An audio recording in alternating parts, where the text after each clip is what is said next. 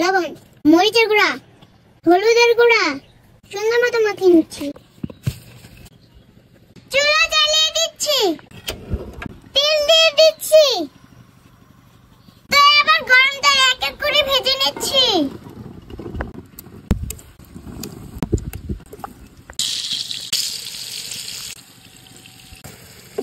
Yummy potato fry হয়ে গেছে, তো এবার আমি তুলে নিব।